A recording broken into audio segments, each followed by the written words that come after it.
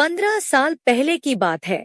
राम और श्याम दोनों एक ही दिन धरती पर जन्म ले चुके थे। राम के पिता रामपुर गांव का एक छोटा सा किसान था। दूसरी तरफ श्याम सोने का चम्मच मुंह में लेकर पैदा हुआ था। उसके पिता उस गांव का सबसे धनी व्यक्ति था। राम के पैदा होने के 1 साल बाद ही उसका पिता दुनिया को छोड़कर चल बसे थे। माँ, मेरे जितने दोस्त हैं उनके सबके पापा हैं, लेकिन मेरा पापा कहाँ है?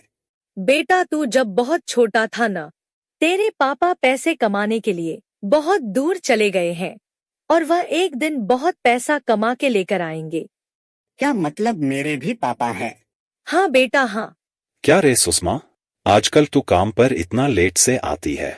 नहीं नहीं सेठ जी, दरअसल खाना बनाना पड़ता है और बेटे को स्कूल के लिए रेडी भी कर पड़ता है।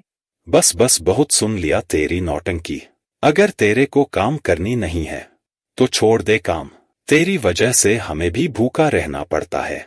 मुझे माफ कर दीजिए सेठ जी, कल से मैं जल्दी आऊंगी, अब लेट नहीं होगा। राम के पिता के मरने के बाद बेचारी सुषमा अपने पेट और बच्चों दोनों को पालने के लिए वह श्यामू के घर में काम करते थे। क्या रे, तू आज भी लेट आई? मुझ माफ कर दीजिए सेठ जी। बस बस, पता है आगे नहीं सुनना। और तू कल से तेरे बेटे को भी इधर लेके आना। कोई जरूरत नहीं उसे पढ़ने का, नहीं तो तू काम छोड़ सकती है। नहीं नहीं सेठ जी, मैं लेके आऊंगी उसे और कल से लेट भी नहीं होगा। बेचारी सुषमा के पास कोई उपाय ना होने के कारण अगले दिन वह अपने बेटे के साथ श्याम का घर आ जाती है। श्याम और राम दोनों खेलने लगते हैं।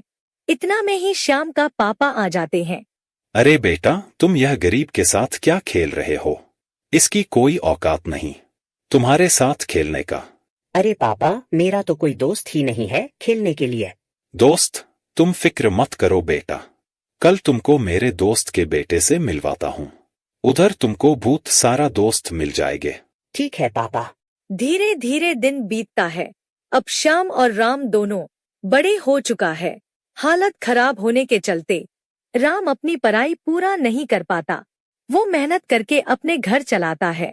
दूसरे तरफ श्याम के चाल चलन हूबहू उसके पिता की तरह हो गया और ऊपर से कोई काम धंधा भी नहीं करता है।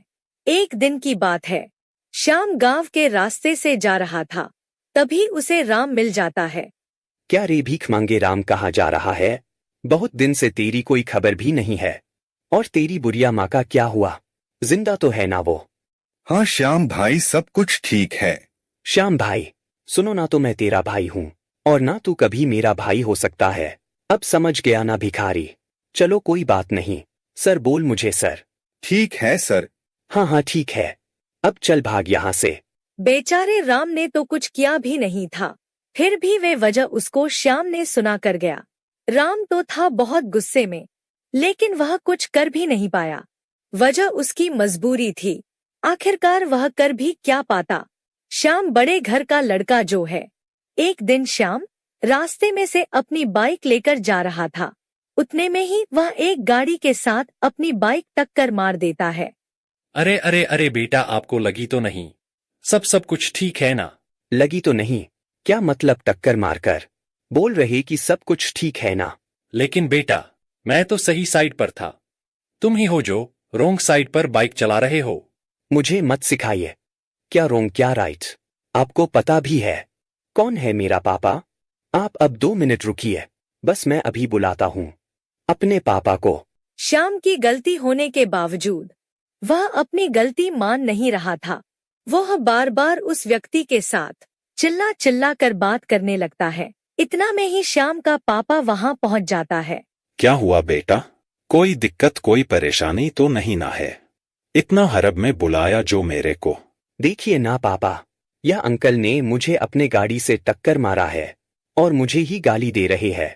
इतना बोलते ही श्याम का पापा उस व्यक्ति के पास चला जाता है।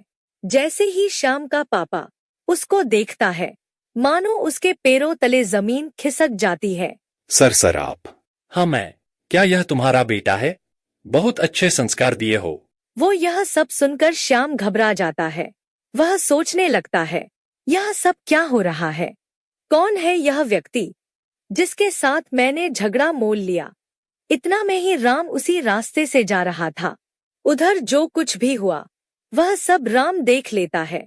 उसके बाद धीरे धीरे वह उन लोगों के पास चला जाता है। अरे क्या हुआ, कोई प्रॉब्लम हुआ है क्या? इनकी तरफ से मैं सॉरी बोल देता हूँ। इन्हें कुछ मत कहिए सर। अरे राम बेटा, तुम्हें सॉरी बोलने की कोई जरूरत नहीं है। तुम एक अच्छे और ईमानदार लड़का हो। तुम्हारे बात में कैसे टाल सकता हूँ? चलो जाने दिया इन्हें। इसके बाद वह व्यक्ति वहां से चला जाता है। यह सब देखकर श्याम और श्याम के पापा दोनों हैरान हो जाता है। वह दोनों सोचने लगते हैं, राम के इसके साथ आखिर क्या लेना देना? आखिर कैसे पहचानते यह राम को? बेटा मुझे नहीं पता तुमको मैं कैसे थैंक यू बोलूं, पर तुमने जो आज किया मेरे बेटे को बचाने के साथ साथ मेरा भी बिजनेस खत्म होने से बचाया। अरे ऐसा कुछ नहीं है, वह तो बस मैंने बोल दिया और उन्होंने सुन लिया।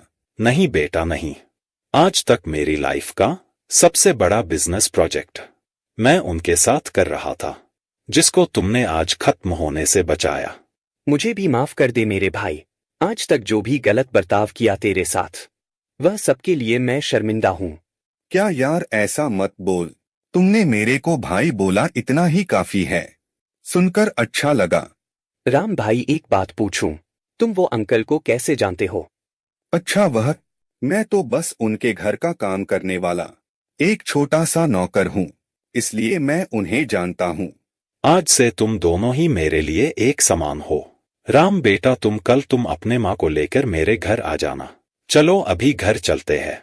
इसलिए कहते हैं कि बच्चों की घमंड नहीं करना चाहिए। एक ना एक दिन घमंड का टूट ही जाता है।